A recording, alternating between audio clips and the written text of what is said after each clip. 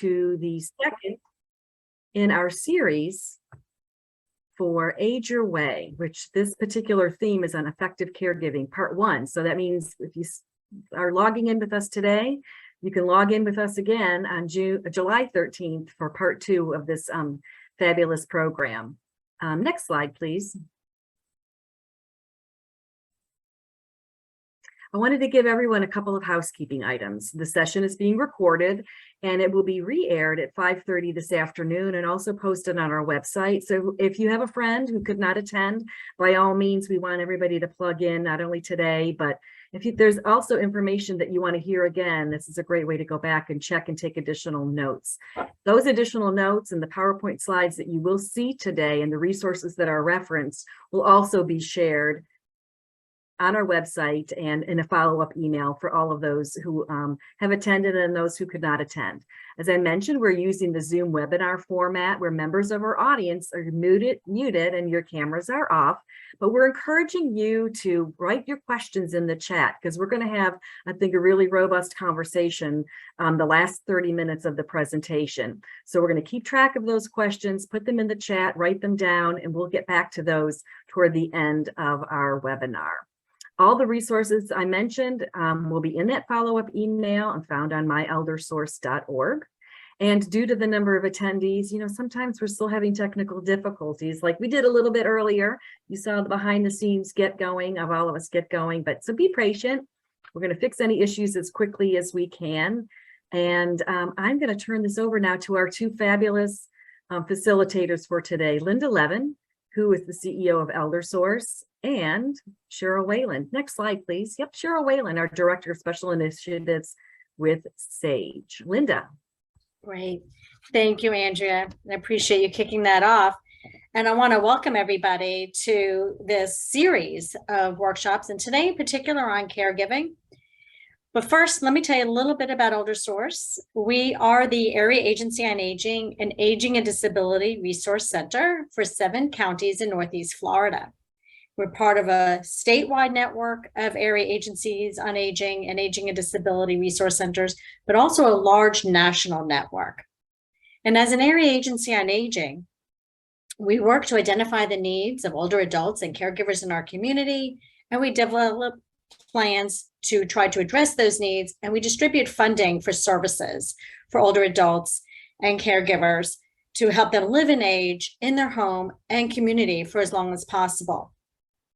To do this, we use a variety of funding sources, and a major funding source for us, and one we appreciate greatly, is the LGBT Community Fund at the Community Foundation for Northeast Florida. And it is this fund that is supporting this programming specifically for LGBT older and aging adults and caregivers to help individuals get information that is of particular importance to you as viewers and to your friends in the community to help you, again, live and age with independence and with dignity. And that is why we also chose to use this opportunity to partner with SAGE, the National Center on LGBTQ Older Adults Aging. So with us today, my co-facilitator will introduce herself, Cheryl, and tell you a little bit about SAGE. Thank you so much, Linda. Next slide, please. It's such an honor for SAGE to be a partner of ElderSource on this webinar series, and we're really excited for that. As Linda indicated, SAGE is the country's largest and oldest organization dedicated to improving the lives of lesbian, gay, bisexual, transgender, and queer plus older adults. Our mission is to lead in addressing issues related to LGBTQ plus aging. We oftentimes say that we're the aging voice within LGBTQ communities and the LGBTQ voice within aging communities. So we're really excited to be a part of this work. SAGE is headquartered in New York City, and we offer a number of services throughout the country, including senior centers in our boroughs across New York City. We have a number of partners across the country, as well as the National Resource Center on LGBTQ plus aging, our National Housing Initiative, and Sage Care, our training and credentialing program. And we'll be talking about some more services throughout the presentation today. So part of the goal of this series is, it's really designed to offer 5 webinars and to provide valuable information and resources to prepare the best way to age well as LGBTQ plus older adults and caregivers. Some of the topics that we'll be discussing throughout this series include legal decisions and preparation, being a caregiver, and how you want to be cared for and supported, financial preparation, as well as overall health and well-being. And our goal is to use the information from subject matter experts and the SAGE and ElderSource websites to line up what you need to help you make the best decisions possible as you age your way. And with that, I'll turn it back over to Linda. Great. Thank you, Cheryl. And I'm so happy that we're able to partner on this really great series. So we have 2 of those subject matter experts that Cheryl mentioned, and I'll introduce them to you now. You're in for a treat. Today's workshop presents important information from 2 experts. The first is Jacqueline Boyd. She brings passion and expertise to the field of aging and LGBTQ plus advocacy. She is a dynamic speaker, facilitator, and entrepreneur. Jacqueline is the owner of The Care Plan. The Care Plan is the country's first LGBTQ plus centered care management and care development company. The Care Plan's innovative model of client-directed care provides advocacy, care navigation, and advanced planning for successful aging experiences, as well as organizational support for businesses looking to develop a dynamic culture of care for clients and workers alike.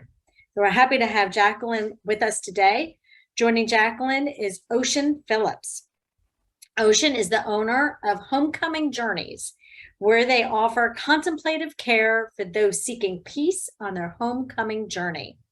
They were a postgraduate student at Maryknoll Theological Seminary and received a Master of Divinity degree from Unification Theological Seminary.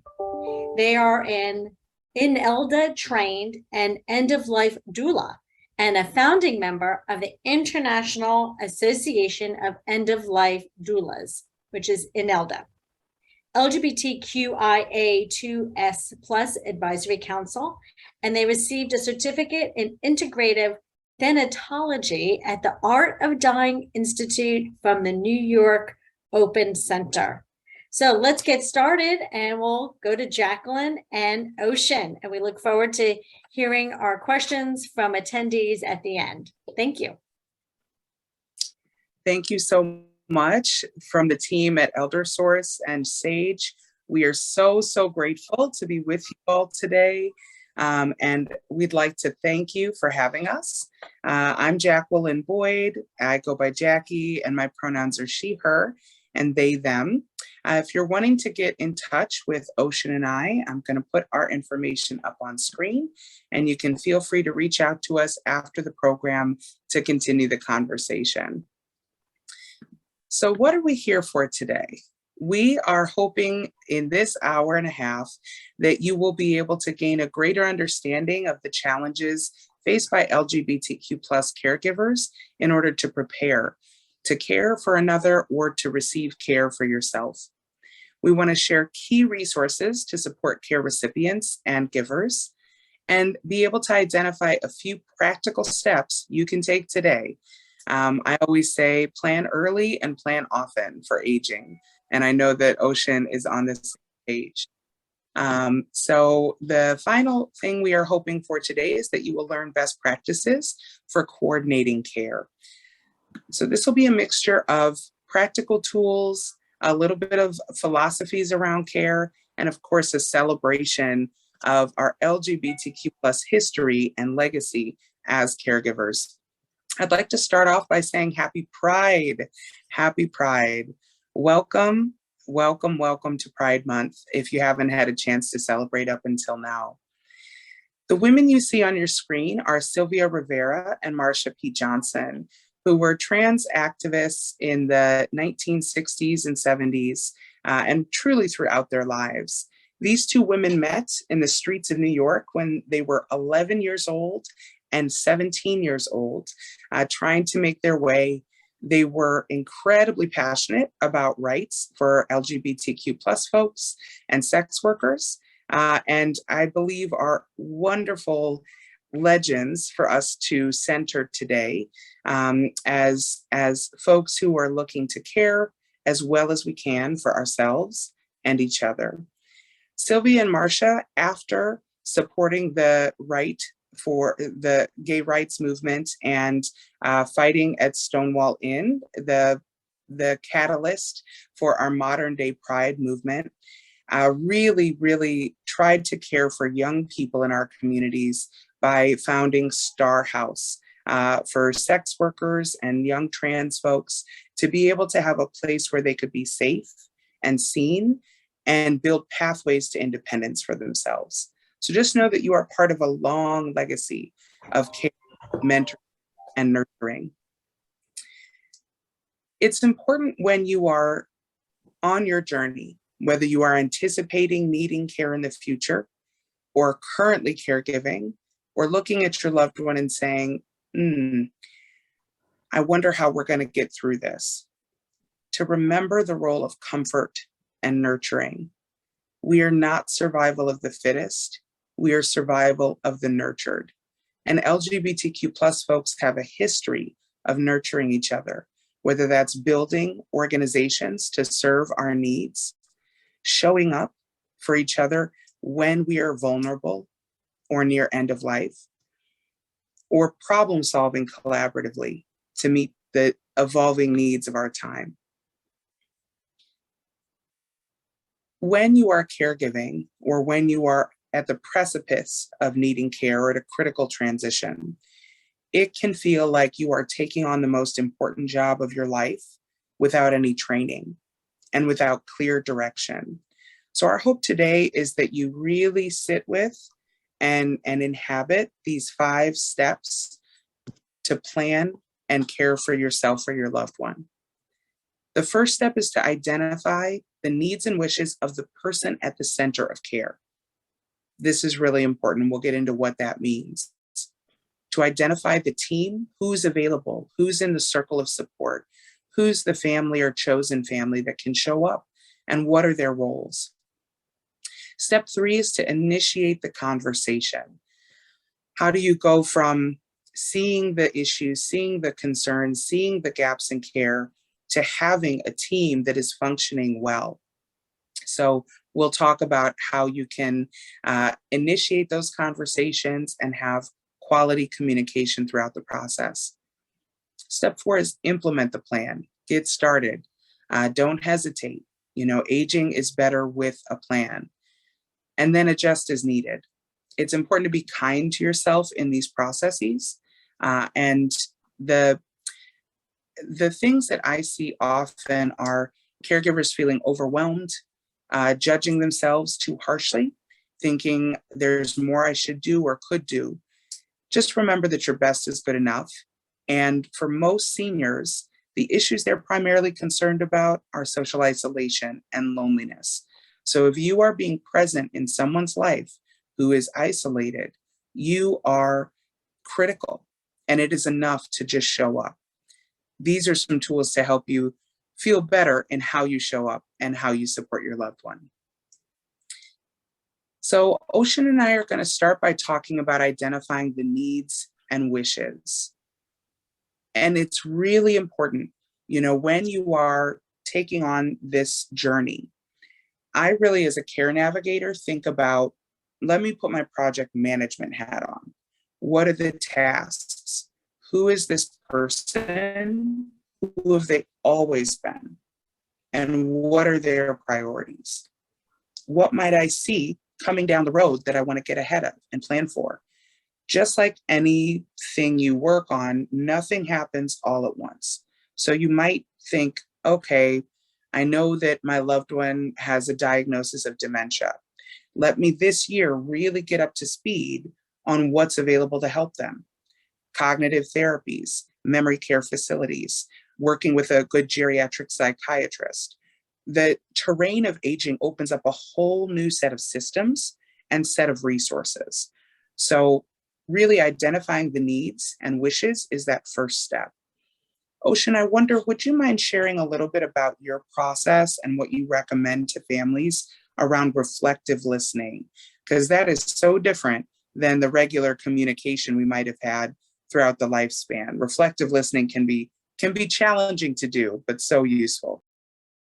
Sure, Jackie, thanks. And happy Pride Month, everyone, and hope you're feeling the joy of the celebrations everywhere. I would say that reflective listening is probably one of the most effective tools that a family can begin to take on if they haven't already. And it really provides an approach that's very different to the fix-it kind of response that usually we're geared in a way. We hear people's situation, we hear the issues that they're facing, and especially for someone who is a patient or your loved one who is in need of advanced care, that it's important that we listen to their perspective and to their needs, not filtering it through kind of a fix-it mentality. And sometimes just acknowledging what they're feeling, their confusion. As Jackie was mentioning, that our loved ones may have dementia. And a part of that process sometimes becomes in the later phases in which abuse becomes more apparent. And so we have to sort of create boundaries around ourselves and also make sure that we're not taking things personally in terms of what is being expressed and so forth, and just acknowledge what they're feeling. Doesn't mean that we're agreeing with those things, but simply that we're letting them know that they're heard and that we can become like a mirror for them to see themselves in the way. Thank you so much, Ocean. And for folks who are joining us or watching this after the presentation, the first question that I ask my clients and even people in my family when I'm providing care support for them is, what are your priorities? What are your top concerns? Because that's a way to start the conversation for people to tell their stories. And to Ocean's point, reflective listening is really is truly about receiving and repeating back what you heard. So if you sit down and you say, I'd like to have a conversation about our health, about our relationship with each other, and about how to support and show up for each other in the future. You might start that conversation out by saying, I really want to know what your priorities are for this time of life. What are your concerns right now? What are the things that will give you quality of life? This is truly the first step, because in our society, we don't look towards aging. We deal with a lot of ageism in our society. So we don't talk about the gift of aging, especially as LGBTQ plus folks. These are the first generations that are able to age out. So articulating our needs may need a lot of time and attention. When I got started in the industry, people still said, this is a friend, this is a roommate, or I had somebody I lived with for a long time. They rarely said, I'm gay, or this is my partner, or this is my husband or wife. So for many of us, we have that long history of not being sure that we can ask, that we can have needs, that we can have wishes, and that those will be respected. So really, really take your time about having this initial conversation. And in terms of organizing yourself, please do what works for you. I need to see the plan. That's why my company is called the Care Plan. So I have to write it down. If I have a list of things that are worrying me at the back of my mind for someone I'm caring for, I have to get it down on paper. And that's really, really helpful to see exactly what are we talking about here. We may be talking about housing, about medical care, about medications, about mobility, about long-term care, about insurance. There's typically a lot of streams that create the path to wellness. So thank you so much, Ocean, for that lesson on reflective listening. And folks, if you have questions or your own experiences you want to share, please do so in the comments. We really want to hear from you today. So what are some of the challenges as LGBTQ plus folks we should be aware of? You know, we have challenges and triumphs and resiliencies. Some of the resiliencies are what you saw earlier in the presentation when I was talking about Marsha P. Johnson and Sylvia Rivera. That desire to improve systems, that desire to protect ourselves and our loved ones and our wider community. LGBTQ plus folks are more likely to be mentors and are more interested in being mentors than folks who are not LGBTQ plus. So we have both challenge and opportunities that are unique to our legacy and our lineage. Generally, LGBTQ plus folks have been less likely to have children, 3 to 4 times less likely, in fact, twice as likely to age alone. And in my experience, you know, I've been in Chicago for a million years and been part of the queer community for just as long. And I see LGBTQ plus, and then we have our superstars who are really well known in community. And there's just such a gap in terms of who shows up for who. For our superstars, oftentimes everybody is trying to be involved. Everybody wants to have that last conversation or bring food by or come for a visit. We have so many seniors in our communities that are isolated, that feel that they're not a part of the community or have been forgotten by the community. So I would encourage you, if you see someone in need, build that relationship, reach out. Whatever you do to show up for them is going to improve their quality of life. Because it's hard to get to the places where LGBTQ folks are, right? If you want to participate in Pride and you are in a wheelchair or you have chronic pain or you have dementia and need an escort, how are you going to do that without some support, without some advocacy? We see an earlier onset of chronic illnesses in our community. And we see things like at age 50, 41% of lesbian, gay, and bisexual folks having a chronic illness or disability by age 50. For trans folks, that's 65% at age 50 have chronic illness or disability. For heterosexual folks, that number is 27%. So I really think that, you know, in terms of aging services, as community members, caregivers, and care recipients, we need to understand what's available to us because we might need it at earlier stages in life. We also have a historic distrust of traditional systems for good reasons. This is not a history lesson, but many of you probably remember throughout the decades of your life how things have shifted for LGBTQ plus folks. And we still see bias in healthcare and in aging services. 11% of LGBTQ plus folks have had their powers of attorney denied. Some of that is because your healthcare is only as good as the person in front of you. And as a caregiver, it can be really, really difficult to know, am I doing the right thing? When do I speak up? Will I, you know, antagonize the staff if I raise these concerns at the hospital, at the rehab facility, in skilled care? That distrust of traditional systems means that we really need to do our research. There may be LGBTQ plus affirming facilities and resources in your area. And looking at the Sage Care website is a great place to start. If you say, okay, Jackie and Ocean, great, I need to plan ahead. Where are these resources? I would always say go to Sage first because they have such a wide national network that no matter where you are or where you're going, there's probably a Sage Center, an LGBTQ plus center in the general area. And there's probably a list on the Sage Care website of who has been trained by Sage. Doesn't mean you're going to have, you know, the red carpet experience, but it means that organization has at least taken the small steps to be affirming for our community. So let's claim the aging process.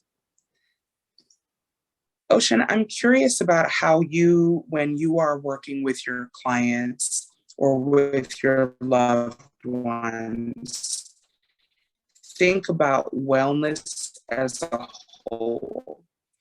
Because in my experience, once you enter senior care or that stage of life, a lot of times it comes down, how much money do they have, meaning what can they afford?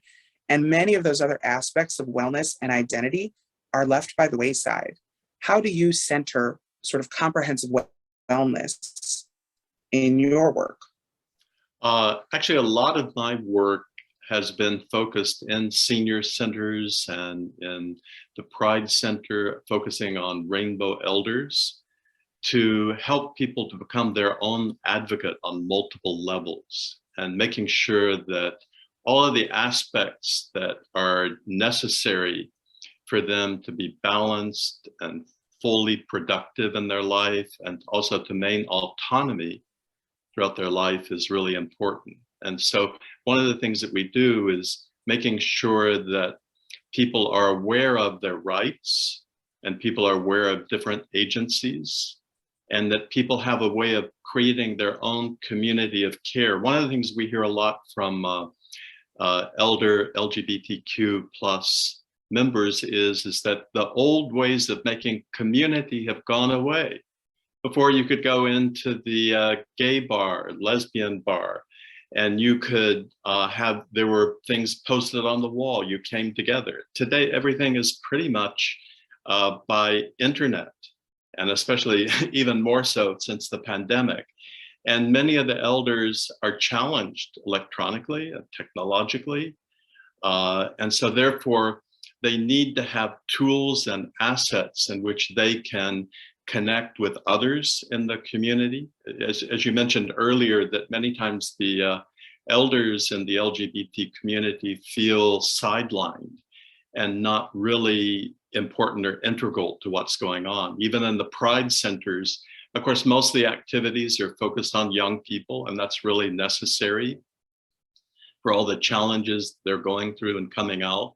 But at the same time, the elders need some way of connecting and rebuilding those kind of forms of community. And in one of the areas that is most important for me for gaining a lot of those is in spiritual care. I'm also a humanist chaplain, and I try to help people connect in with whatever is their choice in terms of spiritual care and connection. But that's one place in which they can begin to find those community connections that are so important to help balance themselves in all the aspects of wellness. Thank you so much. And I really think that this is some of our power as caregivers and people that support the folks in our lives in an intentional way. As a caregiver for the last 20 years, one of the first things that I think about is what's our routine going to be? Whether I see the person daily or once a week or once a month, the routine that brings in all these elements of who someone is, right? How are we starting our day? Sure, we have to get up, get dressed, brush our teeth, take a shower. But would it be nicer if I could play some music in the background? I had one client who she would refuse to get up every morning until I realized, oh, I'm going to start the bacon early so she can smell that bacon cooking and she can smell that coffee, and we would have a better day because we were doing those little touches that really are part of what brings pleasure and joy to the person beyond just the tasks. So, I think spiritual life, to your point, Ocean, is one of those areas that no one else is going to think of that. Truly, no one else is going to think of that except for the person themselves and their loved ones who know those spiritual practices. When we do planning with our clients, we also think about the environment, right?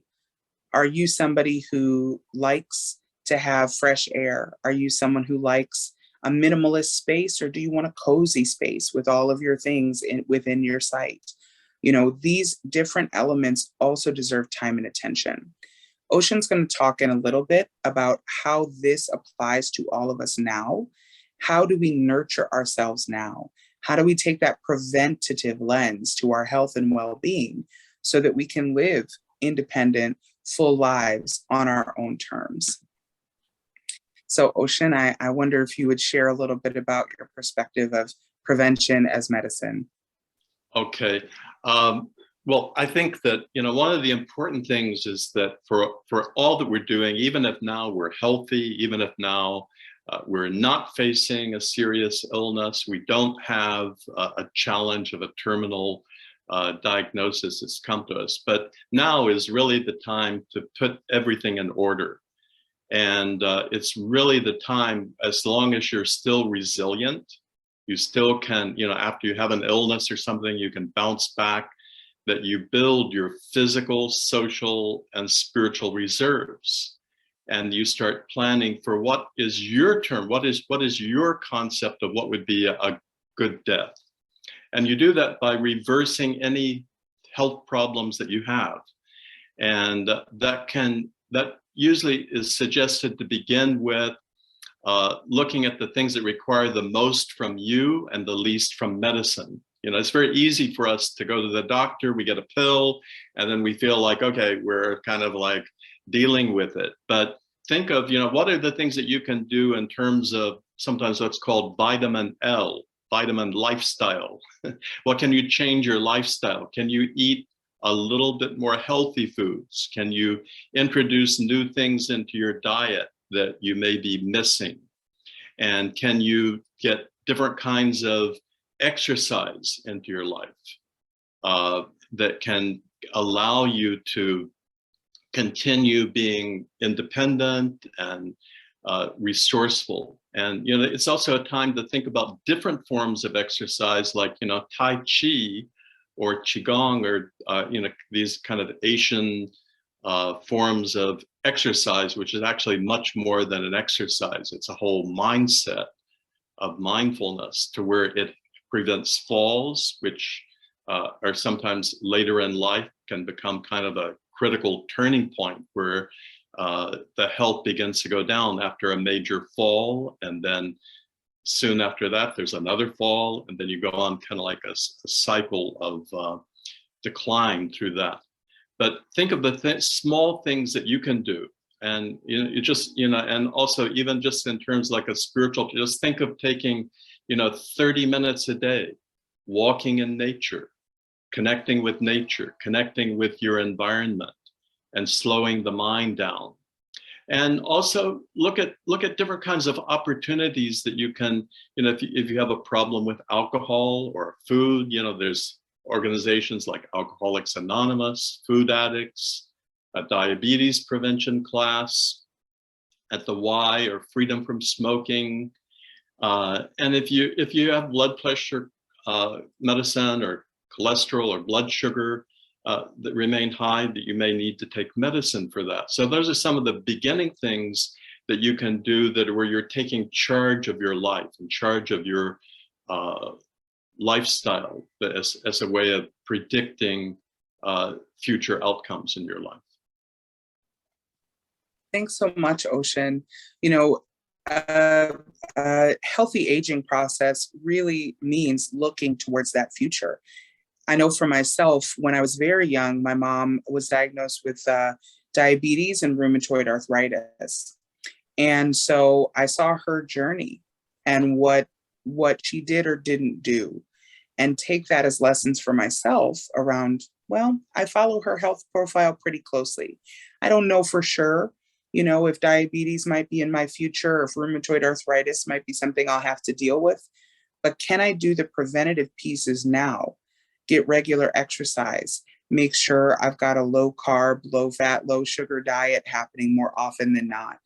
Can I be certain that I'm making those regular appointments with my doctors and getting regular blood workups so that I can monitor my own health? That's really that internal process that once you actually look at it, it can help decrease stress and anxiety, because you end up feeling a little more in control of your aging process rather than, I would add to what Ocean said, is invest in yours. That loneliness and isolation contributes to high degrees of stress that act on all of our organs. So if you're somebody who says, well, I'm a loner, I've always been a loner, okay, you're not going to change who you are as you age, but having a few quality people in your life of different generations,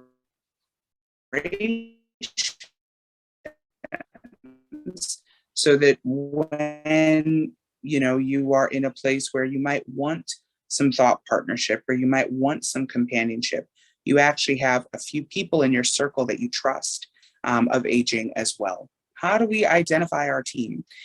Oftentimes by the time we're thinking about this, many older adults might be already spending a lot of time alone, might be dealing with some depression or anxiety or that isolation, and feel like, well, nobody's calling me, nobody's checking on me, I don't really have a team. So that's one of the first barriers that I try to work through with our clients, is figuring out, who do you trust? Who do you or who have you spent any time with? Who would you show up for? So oftentimes the team in terms of family, friends from the past, service providers like myself or Ocean, we're supports and part of the team as well. Groups or hobby companions.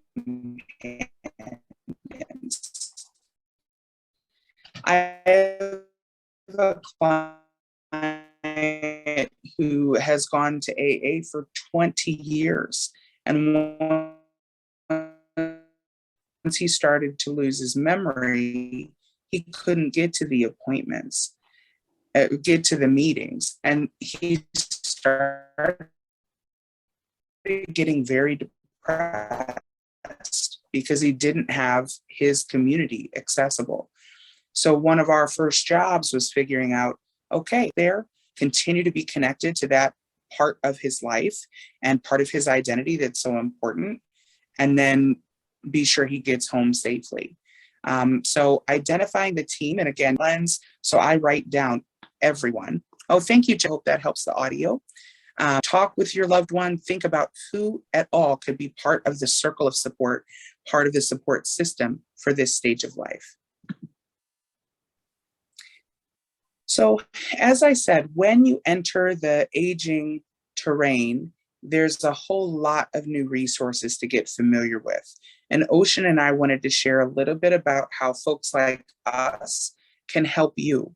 Even if it's a one-time conversation, we can probably help translate and provide you some resources to make the journey a little. What I do is called care navigation. You might be familiar with terms like patient advocacy, geriatric care managers, aging social workers. It's all the same sort of industry. Our job is to take and leverage the knowledge we have of aging services and healthcare services on your behalf. That can look like planning for care, advocating with your medical providers, your care providers, your insurance companies, to be sure that you get the services you need for quality of life, or coordinating that care for you.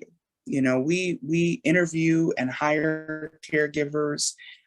We tour facilities with our clients. Those are some of the ways that care navigators can support guiding you through in your local area. It can help to connect with a care navigator or a care manager, because they will know the resources. And I say, especially for LGBTQ plus folks, like talk to the local senior center, talk to the local LGBTQ center, and potentially work with a care navigator in your area, because they will know these facilities. They will know if they're LGBTQ friendly. They will know if, people have had positive or negative experiences there. In Chicago, there are over 330 skilled care facilities, each with their own culture, each with their own administration and staffing protocols. each with their own feel and vibe. So when you're right decision, consulting with a resource like a care navigator can be helpful. The role a death doula can play. Yeah, I love that term, care navigator. I really resonate with that. And I actually do not use the term doula.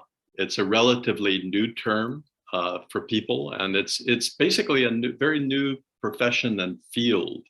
And as the slides state here, there's a wide range of services that doulas can provide, everything from the very beginning of the onset of a serious illness all the way into different options to including home funerals and green burials that can be included in the services that they provide. Personally, I find that one of the most effective needs that I've been addressing is becoming a spiritual care advocate for people at the first onset of a serious illness.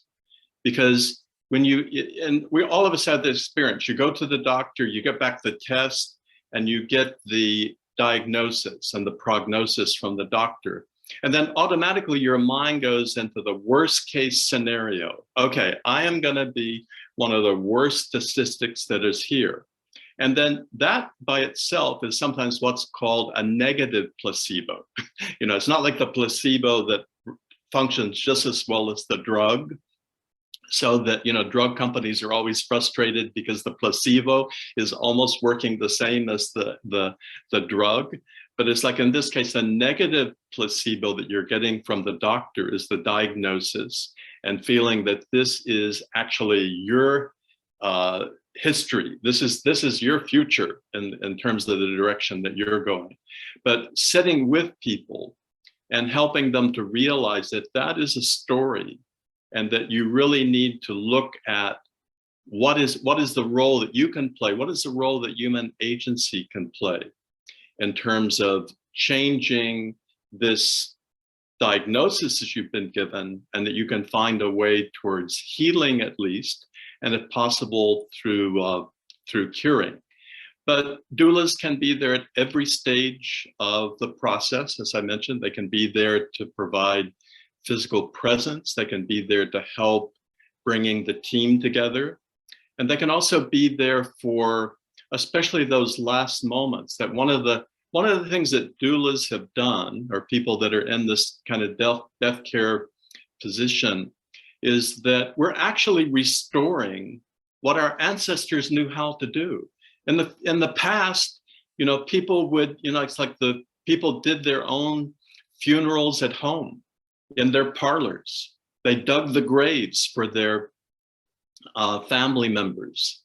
And in this country, after the Civil War, there were so many people that were killed that consequently they had to embalm everyone before they could go on the trains. And so then the funeral parlors came over, and that's why we no longer we have parlors in our homes. We call them living rooms. They're for the living, not the dead. And so what we're doing is we're restoring those things that our ancestors knew.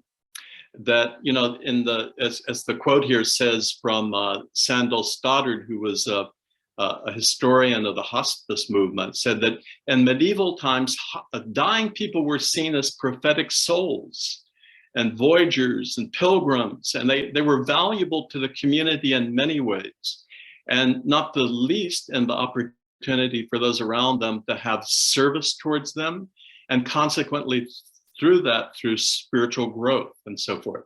So doulas are helping to restore that and help people regain their advocacy for death and the way that they would like to experience that, and to be a part of it rather than just sending it off to another company professionally to take care of things, such as a funeral service or the funeral homes.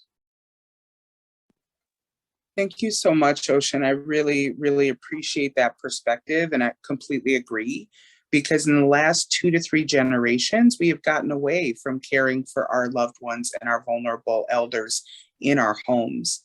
And that's something as a person in my late 30s, I remember when I was 18 working in a nursing home, and that was the first time that I was close to death. And there was a woman who was passing away from cancer, and they had decided to stop treatment. And what happened was her family came around her. They would come every evening and sing and pray to her. And that for her was a good death. It was that choice to say, I actually don't think the treatment is helping. It doesn't feel good any longer to be in fight mode. I want to be in comfort mode. And so that's when you pull in resources like hospice. And prior to that, you might want a resource like palliative care to be able to support decision making. And I'd love, Ocean, if you and I can talk for a minute about, as you're thinking about these 5 steps and planning for care, the role of choice. Because in my experience, the medical system does what they do best, which is try to find solutions, try to treat, try to extend life. But there are moments of choice where if the body is showing signs that, listen, we are no longer in improvement mode, we are no longer in maintenance mode, we are in decline. And it's hard for people sometimes to go to the hospital over and over, to go to dialysis, to be poked and prodded, or to feel like I'm doing these treatments and I'm feeling worse. I want to make a different choice. I think that's part of what I take very, very seriously as a care navigator, is letting people know what the stages of aging look like. And when you get to that point where you're having, an illness or a hospitalization every month, every 3 months, that may be a sign that the body is to make. And you all, that's why, we're sort of interweaving end of life into this presentation, as well as active caregiving, because oftentimes that end of life stage is longer than people think. It's 6 months, a year. It can be a long time for the body to wind down. But Ocean, how do you, for people who this is the first time they're caring for a loved one, or the first time for themselves that they are on that precipice, how do you think about when it's time to talk about end of life and that point of choice where we can continue to treat, or we can think about the pathway of comfort? That's a great question, Jackie. That always we say in the field, we say it's always too early for people until it's too late. So think about it. It's like, do you want to talk about death after you've gotten a serious illness? Probably not. Probably not a good idea then to go down that road. So the best time to think of it is when you're fine, when you have full command of your senses, and when you're feeling good about things, and that you can take that on and then begin to sort of putting your business in order, as they say, making sure that you've got things where you want them to be. And let's face it, as we become older, it's harder for us to take care of so many things, and it's better to simplify our life as we come to a certain point. But I know people in their 30s that are already talking about planning for their death process, because they see with people that have waited so long and have procrastinated that they have fewer choices at that time, and many times other people are making decisions for them because they didn't have things in place. Definitely. I'm one of those people. I'm 39 and got my powers of attorney done a couple of years ago, because I'm like, no day is promised. And on my day or days, I want to be sure that the people I choose are the ones who are making the decisions. And I think that speaks to one of the questions in the Q&A. Thank you all for your participation. Thank you for adding these questions. It really helps to have this be a collaborative conversation. So there's a question. Many states prioritize family members of origin as the default decision makers if someone has not formally appointed a medical decision maker. Therefore, we strongly emphasize the need for a medical power of attorney or a healthcare proxy form to be completed. However, I mentioned that sometimes powers of attorney have not been recognized. Can I speak more about this? How can this issue be addressed? I believe the first Age Your Way presentation was on advanced directives because it is so critical for choice, right? And advanced directives are a set of documents that outline your wishes for your care and through end of life, assign roles to who you want to be in charge of your healthcare decisions or your estate or finances, and indicate to your medical team, this is what's important to me. This is how I want to be treated. This is, my general philosophy around end of life and extensive treatments. So the things you can do is get that paperwork done, and it is state specific. So you may, if, for example, in Illinois, if somebody moves here from Jersey or from Virginia or Arizona, I always recommend update that paperwork so that it's as comprehensive as it can be. And there's no room for the system to say, well, this is not in line with our state legislature. So get that paperwork done for the state that you're in and that you plan to live and potentially die in. Make sure you have those conversations with your loved ones. And this is the step we're on now, is initiating the conversation. Oftentimes, the reason why powers of attorney are not respected can't be found, right? If they're sitting, power of attorney doesn't have that paperwork, the hospital is, if they don't see the document, they can't assume that you're just telling the truth. They need to see the document. So sometimes those documents can't be found. Sometimes they may be out of date or from a different location. Big things have changed that are no longer relevant. For LGBTQ plus folks, though, we do have that bias to face. Your power of attorney knows they're your power of attorney, that they have a copy of the document. Example, for origin dearly, they are wonderful. However, my chosen family is just as wonderful and even more connected, and we have all of these conversations all the time. So my power of attorney for health is my sister, but I want, if I'm in the hospital, my friend who is a nurse to show up to interpret what's happening medically, to relay that information to my sister, and for them to work as a team. But if I don't say that, then my sister's just, my care is not going to be as good. So more than once, you're clear about people's roles and you have that paperwork to back it up. And we're going to talk about some of that paperwork in a minute. It's important, and Ocean, I would love your input here, to remember collaboration, especially for us as queer and trans folks, because we might have that situation where we have family of origin and a certain relationship with them and chosen family.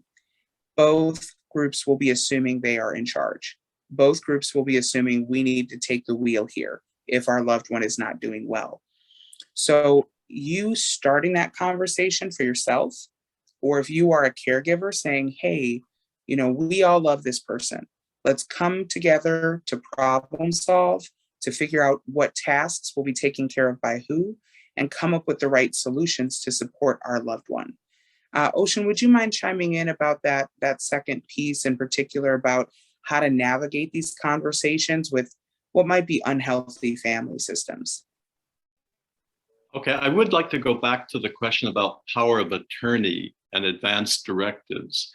And just to highlight that, especially if there are any concerns with the Social Security Administration, they do not recognize the power of attorney. You have to go completely through Social Security Administration's process. Holding that paper has no validity for them. And I think also with advanced directives, the thing to consider is that's primarily an agreement between you and your primary care physician, where that works. But you think of it in a hospital, if you have a serious illness, you have multiple doctors that are coming in. And also, one thing that you may need to consider as you're getting older also is your primary care physician going to retire before while you still have need for them? You may need to be looking for a younger primary care physician, and someone that is not only, that doesn't just take the form and say, okay, but that you can sit down and talk with them and you can share with them. And in some cases, I would suggest for serious conditions that you consider what's called a POLST, P-O-L-S-T, or MOLST, M-O-L-S-T. That's a physician-ordered long-term care agreement. And that goes through the hospital system rather than sitting in someone's hand, sitting in a limited number of people's hands. So and you should sit down with your physician and have a conversation about that. But going back to your last question there about conversations around death, that certainly that can be a hard conversation for loved ones to listen to, that many times they put that off and so forth. But I think the thing is looking for moments of opportunity. As I said, you want to look at times when you're not in a difficult situation, or you're not going through challenges, and when you can create kind of an atmosphere. And that one of the things that I found is most effective is not expecting you're going to sit down and put everything out in one session, but you have to sort of seed people bit by bit, little by little, and finally they get used to it. And then it has to be repeated again and again, that it's not a one-time conversation. Absolutely. Thank you. And since this presentation is happening in Florida, we wanted to be sure to give you a local resource, which is the Honoring Choices document that was developed in collaboration with hospitals in the North Florida area to be really clear about the health directives. Who's your healthcare surrogate? Who and how are these decisions going to be made? What's your living will? So they did a really great job, and you'll get this presentation, so you'll have the link yourself, review. But these kinds of documents you want to keep on file. And for me, I keep them electronically for my clients as well. I make sure that, they're available anytime, that they're on file with the physicians, with the medical team, and also that whoever the decision makers are have that copy and know how to use it. Right. So I tell people, when you show up to the hospital and you're not that, immediate family member, you want to have that document with you. You want to be sure that you visit regularly, that they see your face, that you build those relationships with the people who are providing care. One other thing I'll say about that is anytime you're interacting with medical folks, because of HIPAA, because of privacy, it's important to have one point of contact. Right? I'm one of 5 siblings.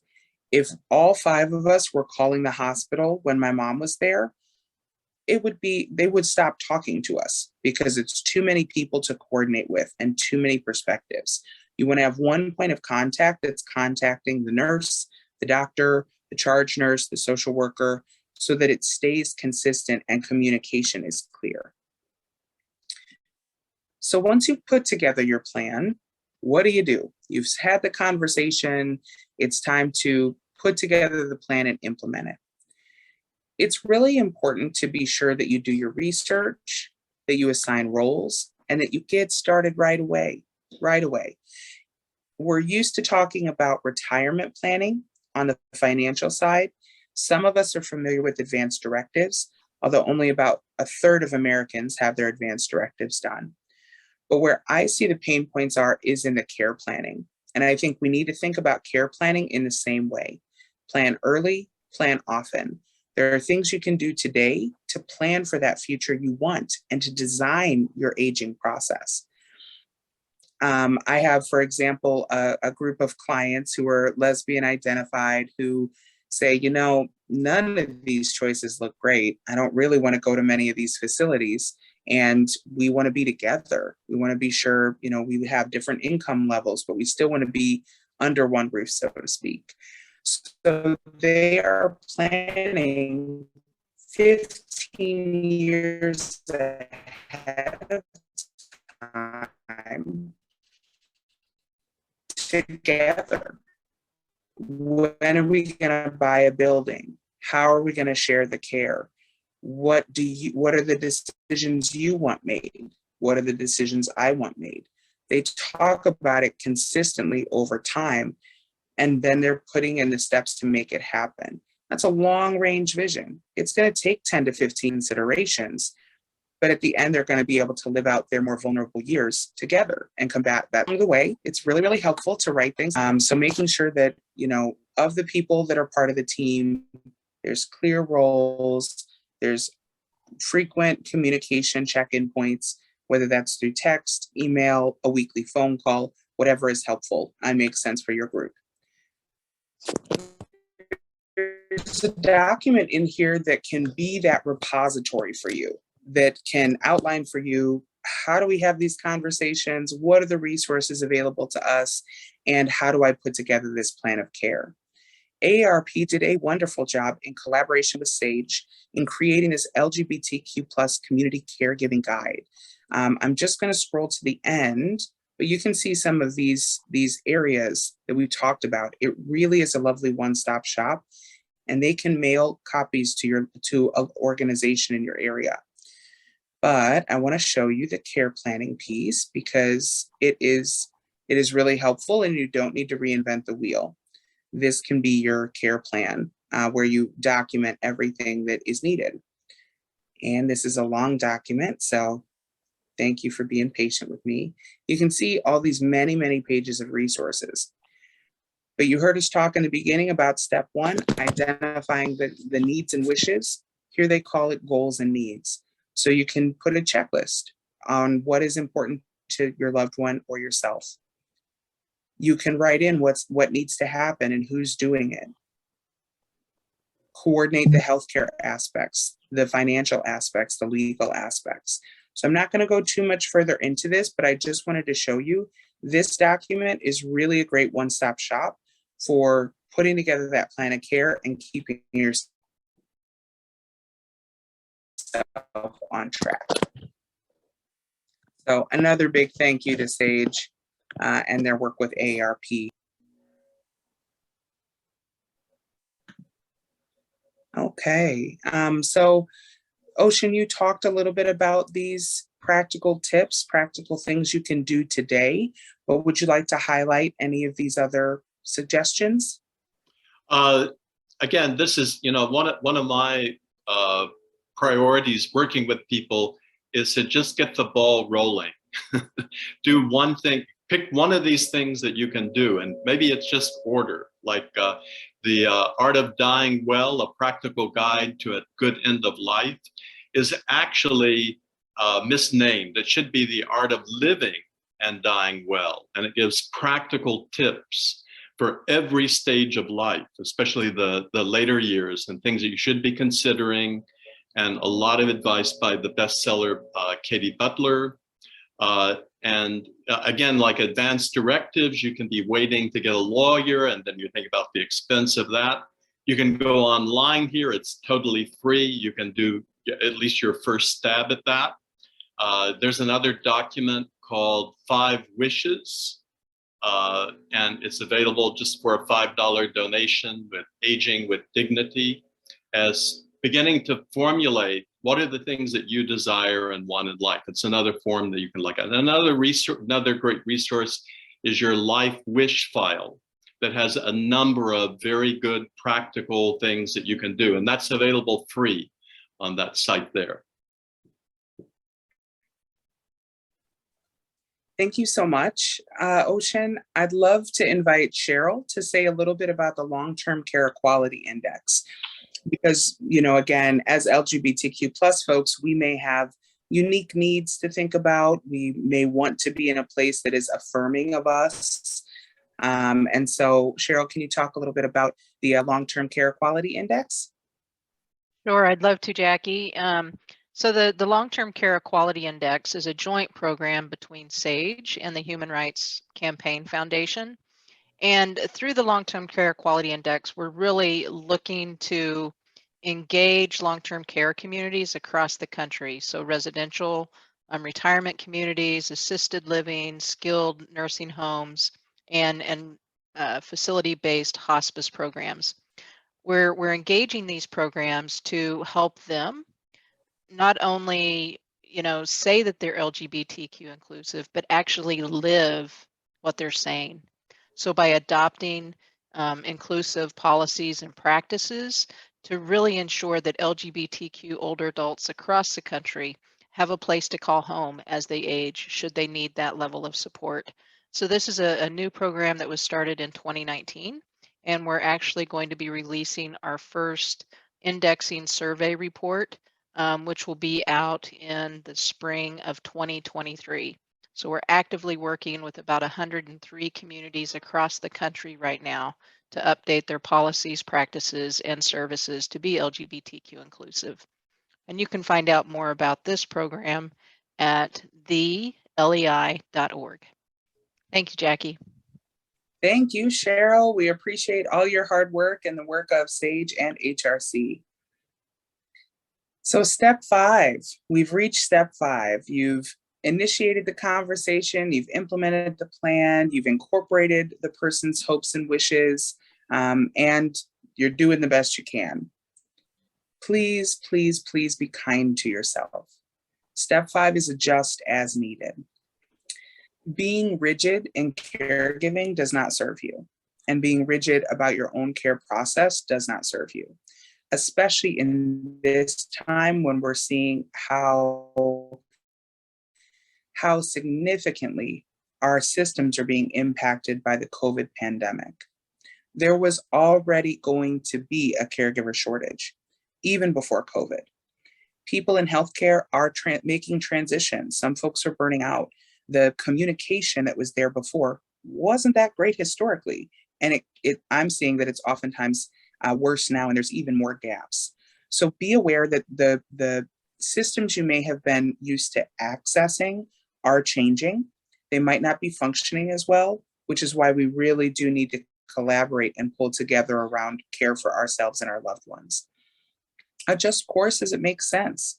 It truly, people's minds change. And I'm sure, Ocean, you've seen this as well.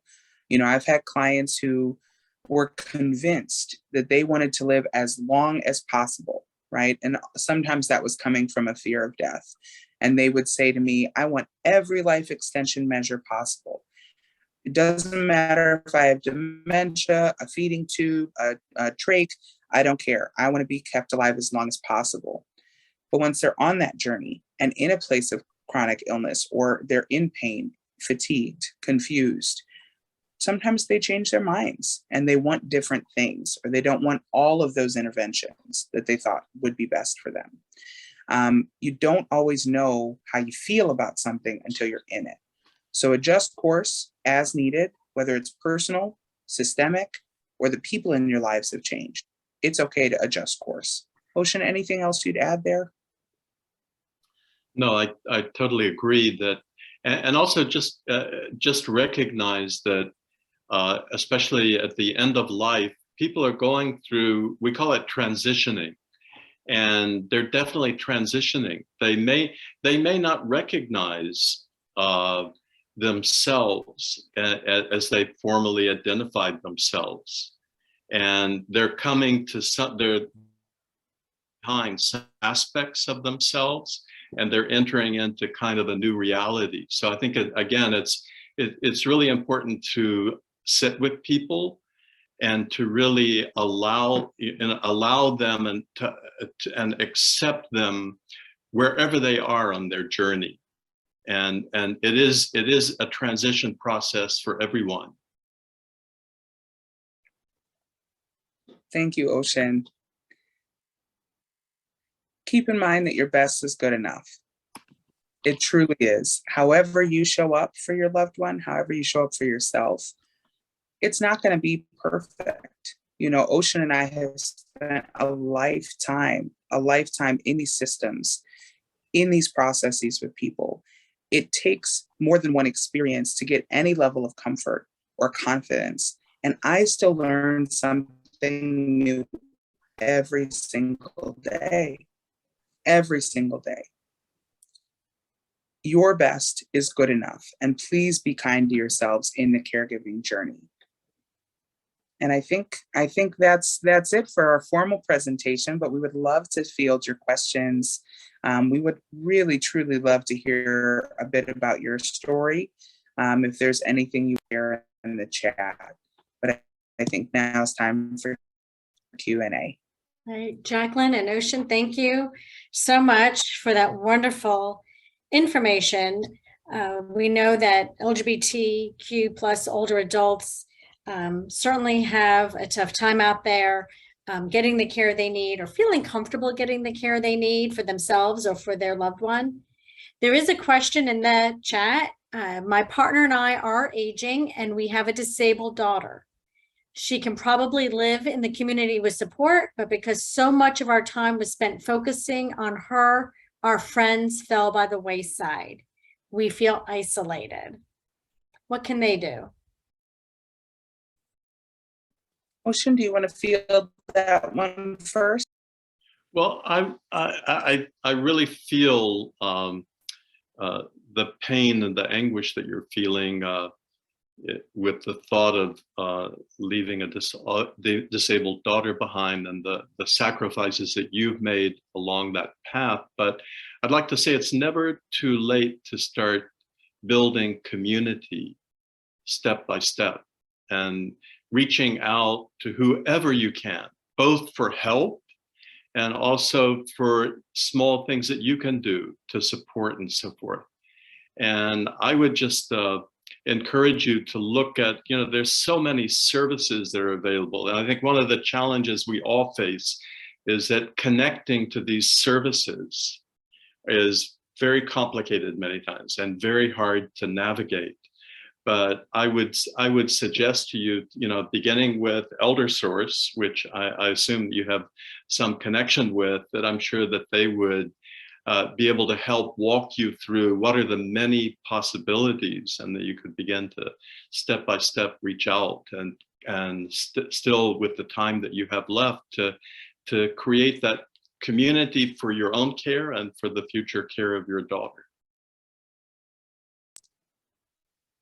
Love that perspective. I would offer two things. The first is, when you have a part of your family culture, that is the magic of chosen family. And so, for example, when I took on raising my little sister, when it was a big deal. It was a big deal. And she was going to be living with me. And I knew that I wouldn't have time for my friends in the same way. So I started a family dinner once a week where they could come and hang out with us and bring a plate. So I didn't have to cook for everybody, and spend time in my home. So I didn't have to be away from her during this critical transition, but I also didn't have to give up my friends. That doesn't work for everybody, but you could do a weekly Zoom or a monthly Zoom, just a way to let your friends know, hey, I'm still here, because they probably want to continue connecting. They just didn't want to be in the way. The other thing I would say is start that plan early, right? I've worked with a lot of parents who have cared for their young children and adult children with disabilities. And this is a trap that we sometimes fall into as caregivers, is thinking we're the only people that can provide the care, or that their best and highest good is to be with us for as long as possible. When you know that you are aging, and you will, and so that you're comfortable with whatever that community living situation looks like, whether it's a facility or with a friend or in shared housing, go ahead and implement that sooner than you might be thinking, because otherwise it could happen in a way that feels chaotic, right? So you don't want to wait until you have a fall or you have a health issue, and then all of a sudden your child is having to make a few transitions at once. Go ahead and start to lay that groundwork and make sure your child is safe and secure in the place that will care for them beyond your care. So then you can show up as the parent and be able to provide that oversight and incorporate your friendships and things back into your life. So that's my 2 cents. Great question. And just a lot of honor and support for what you're doing. I think it's important to point out, to remind everybody that wherever they are, locally or someplace else in Florida or around the country, 2 really great resources are SAGE, right? For a lot of materials and support and information of what's out there. So to tap into the SAGE website, and also Elder Source, but also other area agencies on aging. We are throughout the country. There are aging and disability resource centers throughout the country who have staff and resources to help you. So reach out, don't be shy. We can't help if we don't know you, if you don't reach out. So it's important that what we want is for you to feel safe and secure and to be comfortable doing that, so that you can live and age with the dignity you deserve. So a lot of the materials, actually all the resources that were shared during this webinar will be on our websites and will be available to you. But again, so go to our websites, but feel free to call as well. And then there was another question in the chat. Are you familiar with the work of a health department that is or are providing adequate support and services to LGBTQ plus on Age Your Way journey?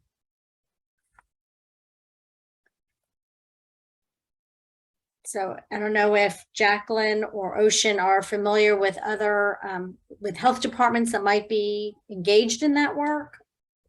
I'm aware of departments in Connecticut, but that's rather limited. You know, we have something that's called the Connecticut LGBTQ Health and Human Services Network, in which a lot of organizations across the state coordinate, and it's a combination of governmental agencies and social institutions. Okay. Yes, I would say a lot of the work happens locally. In Chicago, we have the LGBT Aging Network that is a great resource. And our state just recently mandated that nursing homes need to do training for LGBTQ plus folks. So I would say, you know, there's a lot of great resources on the SAGE website. And I just would encourage people to do this planning now, as Ocean said, from a place of calm, right? Because the stakes can feel really high, but you can design what you want your aging to look like. The time to pick out those rehab facilities or nursing facilities is when you're okay. It's not when you're in a hospital bed and you have 48 hours to make a decision. That's not the time, because you can't see the place, you can't get comfortable. So, you know, a lot of this is like, how does this impact me personally, and how do I create these pathways to age my way? Because y'all, we're the first couple of generations to age out. We're building it. So, you know, keep innovating and keep reaching out in your local areas, because I'm sure there's things happening where you're at. Great. Cheryl, did you want to add anything before we thank our presenters and our participants for attending today? Any other information you'd like to share? You know, I think another program, actually there's 2 other programs that SAGE offers, and I would encourage you all to go to our website at sageusa.org to learn more about these programs. One is a new program called Sage Connect. And for folks who may be feeling like they need more connection back to community, Sage Connect is a friendly phone call that you're matched with a volunteer who provides this phone call on a weekly basis. And, you know, it really helps to develop friendship and increase our socialization. Another program that we have is the SAGE National LGBTQ Elder Hotline. And this is a program that's available 24/7. Folks can call in and request resources or just have a friendly voice. You know, sometimes we just want somebody to listen, and we just need to be heard. And so this can be a really important connection back to the community as well. And Jackie's put a link to Sage Connect in the website, so, or in the chat. Right, right. With that, I'll turn it back over to you. Great. Thanks, Cheryl. And I would be remiss if I didn't share with you some of the resources we do have here locally to help caregivers, all caregivers. And that includes our LGBTQ older adults who are caregivers or have caregivers. So one is a program called T-Care, and it's an assessment of the caregiver and the caregiver needs and helps the caregiver through their journey. The other is Powerful Tools for Caregiver, which is an empowerment model and really does provide tools to the caregiver. This series of workshops, it's a wonderful opportunity to connect and to learn. And then we have a virtual caregiver support group. So folks who aren't comfortable going to an in-person support group or can't get to an in-person support group but want to connect with other caregivers, it's a great way to hear other people's experiences and learn from them and share yours as well. We have that, and you can get that information on how to connect to any of those resources and others at our website or by calling Elder Source. And Cheryl did put in the link to the Elder Care Locator, which is run by US Aging for ACL, and we'll connect you to area agencies on aging anywhere in the country. But if you call us as well, we will also connect you. So lots of good information and resources. Again, I want to thank Jacqueline and Ocean for your information today, for your sharing with the participants. Really important information on being a caregiver or needing a caregiver or having a caregiver. This session, as well as all these episodes, will be are being recorded. This will be available again tonight at 5:30 on our website and on our YouTube channel. You can go to myeldersource.org. All the resources that were also shared will be on our website. The previous session, this session, and all future sessions will continue to be available forever, should you need and have not been able to connect. So thank you. And Cheryl? Yeah, just wanted to share that our next webinar is July 13th, again from 11 a.m. to 1 p.m. Eastern Time. And we'll be joined again by Jacqueline Boyd and myself as we talk more in depth about medical advocacy, housing, finances, legal planning, and much, much more. So please join us on July 13th at 11:30 and invite your friends. We'd love to have them join us. And again, just want to thank Ocean and Jackie for being here with us today. Great. Thank you, everybody. Happy Pride.